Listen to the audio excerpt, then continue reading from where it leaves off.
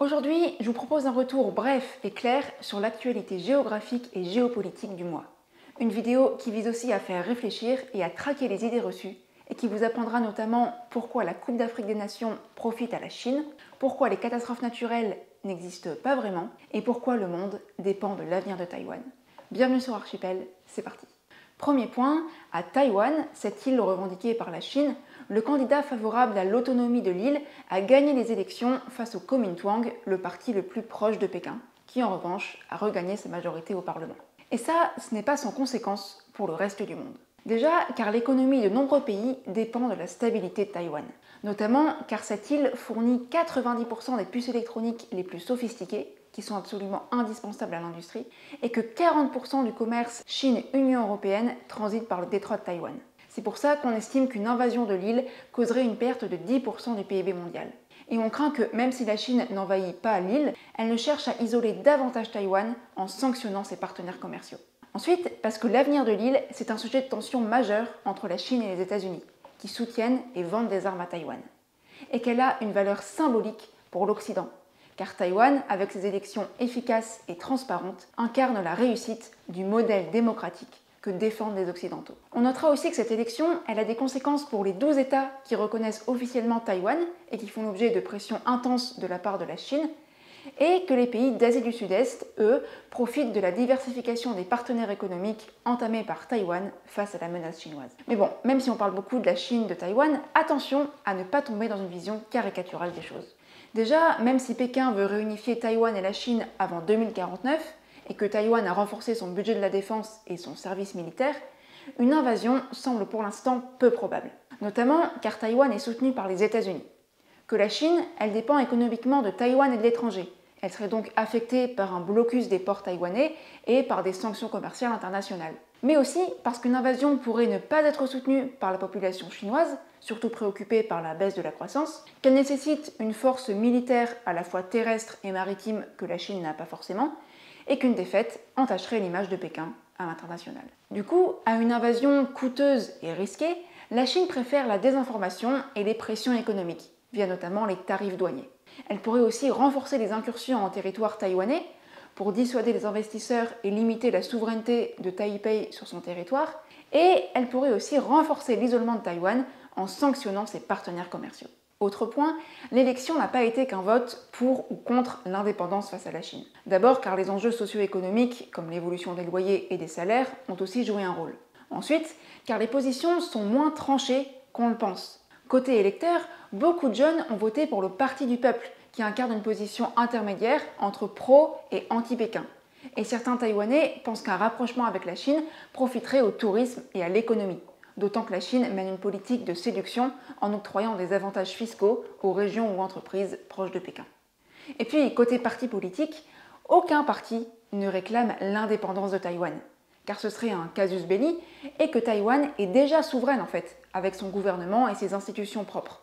Et puis, même les partis les plus proches de Pékin ne veulent plus d'une réunification, qui permettrait à la Chine de restreindre les libertés de la population, comme elle l'a fait à Hong Kong en 2020. Finalement, tous les partis défendent la même chose, le maintien du statu quo, c'est-à-dire de la souveraineté de facto de Taïwan. Une souveraineté que la Chine pourrait tenter d'éroder avec des conséquences majeures pour le monde. Deuxième actu, les crues et inondations du nord de la France, causées par des précipitations intenses qui ont fait déborder les cours d'eau et entraîné une remontée des nappes phréatiques. On va voir que leurs impacts, ils ont été amplifiés par des facteurs humains, ce qui prouve bien que les catastrophes ne sont jamais vraiment naturelles. Alors les événements, certes, ils s'expliquent d'abord par des pluies intenses, couplées à deux conditions météo qu'on évoque un peu moins. Déjà des dépressions qui réduisent la pression exercée sur la mer et qui causent son élévation, c'est ce qu'on appelle la surcote atmosphérique, et ensuite de faibles coefficients de marée qui limitent le retrait de la mer et donc le temps disponible pour ouvrir les digues et évacuer l'eau sans que l'eau de mer ne s'imprègne dans les terres. Les inondations résultent aussi de la géographie particulière du territoire. Les pentes sont faibles, les sols argileux peinent à absorber l'eau et une partie du territoire est un polder, un espace asséché mais qui se trouve normalement sous le niveau de la mer. Mais météo et caractéristiques du territoire, ça n'explique pas tout, car les dégâts ont été amplifiés par des facteurs humains qui ont accru l'exposition et la vulnérabilité du territoire, les deux composantes de la catastrophe en plus de l'aléa naturel. Comme facteur humain, on peut citer d'abord les défauts des wateringues, un réseau de digues, écluses et canaux complétés par des pompes et bassins de rétention. Ce système, il a permis de drainer le territoire pour le rendre habitable, mais il est par endroits vétuste et mal entretenu, peu adapté aux fortes précipitations et géré par un trop grand nombre d'acteurs, parfois en manque de moyens et d'effectifs. Et puis, l'urbanisation est aussi en cause. Elle a rendu les sols imperméables, donc peu capables d'infiltrer l'eau, elle a réduit la surface des zones humides qui absorbent l'eau de pluie, et la pression foncière a motivé la construction de logements en zone inondable. Ce qui montre bien que les catastrophes, elles ne sont pas totalement naturelles et donc qu'on peut agir pour limiter les dégâts. En plus de solutions techniques, comme renforcer les infrastructures, il faut repenser l'aménagement du territoire. Ne plus construire en zone inondable, où habite déjà un Français sur 4, préserver les zones humides et les sols agricoles qui absorbent l'eau, préserver aussi les haies qui limitent le ruissellement, mais aussi construire des bâtiments adaptés avec étages, prises en hauteur et Velux pour accéder au toit. On peut aussi renforcer ce qu'on appelle la culture du risque, en prévenant et en sensibilisant davantage la population. Et l'enjeu est majeur, car les inondations sont le risque naturel le plus fréquent et coûteux en France, et à cause du dérèglement climatique, qui va intensifier les pluies en hiver au nord de l'Europe, notamment du fait du réchauffement de l'Atlantique, qui entraîne une évaporation plus importante, donc une hausse de la quantité de vapeur d'eau qui retombe ensuite sous forme de pluie, et parce que le réchauffement climatique entraîne une hausse du niveau des mers qui réduit le temps disponible pour ouvrir les digues et rejeter l'eau. Ok, troisième actu, la baisse de la natalité. Ça a fait beaucoup parler. En 2023, on a compté 6,6% de naissances en moins par rapport à 2022 et 20% en moins par rapport à 2010, la date du dernier pic de naissance. C'est la première fois depuis 1946 quand même qu'on passe sous la barre des 700 000 naissances par an. Et ce, car la fécondité des femmes diminue. Le problème, c'est que cette baisse de natalité, couplée à la hausse de l'espérance de vie, entraîne un vieillissement démographique qui peut nuire à l'économie. Car les plus âgés ont tendance à épargner plutôt qu'à consommer, car les dépenses de santé augmenteront et que le financement des dépenses de retraite, qui reposent sur les salaires des actifs qui eux sont toujours moins nombreux, pourrait être mis en péril. D'où les annonces du président. Réarmement démographique, plan de lutte contre l'infertilité et création d'un congé de naissance plus court mais mieux payé que l'actuel congé parental.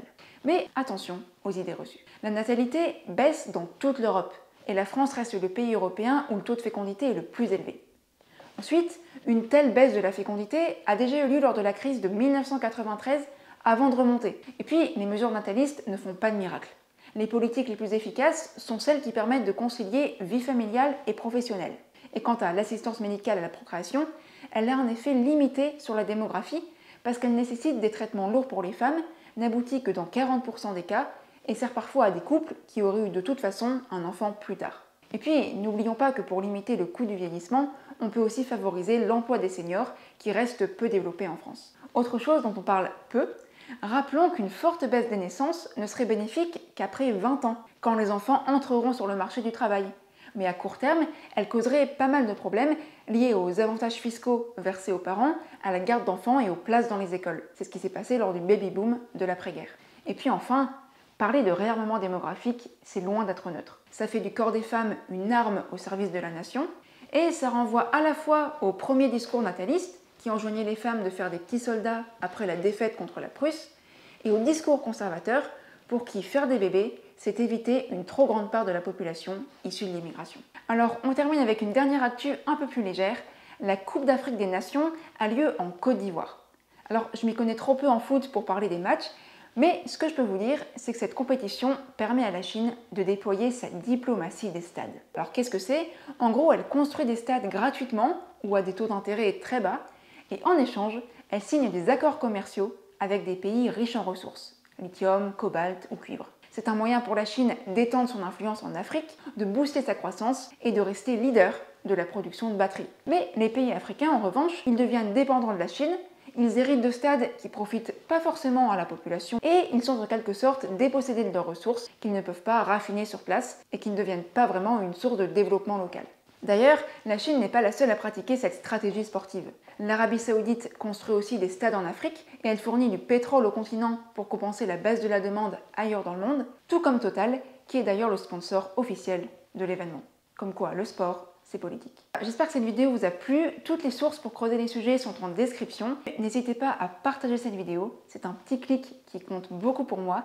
Et abonnez-vous à Archipel en activant la cloche pour d'autres éclairages qui dézinguent les idées reçues. En attendant, perdez pas le nord et à la prochaine.